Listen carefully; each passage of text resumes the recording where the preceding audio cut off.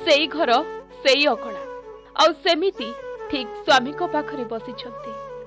जेमिति पूर्वरु बसुथिले आउ चाहा बिस्कुट आरंभ होउथिला हस मजार दिन केतेबेले जे समय चली जाउथिला किछि भी जणा पडु नथिला कारण मनरे दंभ थिला स्वामी सुस्थ होइछिबे आउ मो पुओ तांकु भल करिदब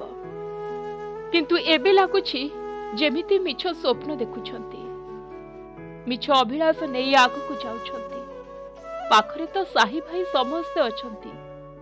पुओ बहु समस्ते बुझाउछंती हेले मन किंतु बुझिबाकु नाराज केमिति बा बुझिबो केमिति बा सहजरे ग्रहण करिबो से सिंदूर औ से संखा आजिठू अशुभ होई गला।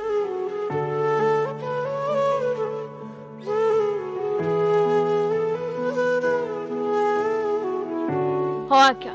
एबे अनुभव को मां को पाद तळु माटी खसी जाइछि जो आशा रखी स्वामी को सेवा करुथिले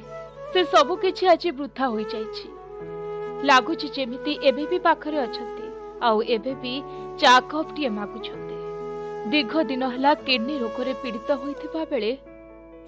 डायलिसिस चलिथिला आउ अनुभव मध्य बड़ बड़ डाक्तरखाना रे बाबा को चिकित्सा करिथिले आउ मां को प्रतिश्रुति देइथिले मां बाबा खूब शीघ्र भल होइछबे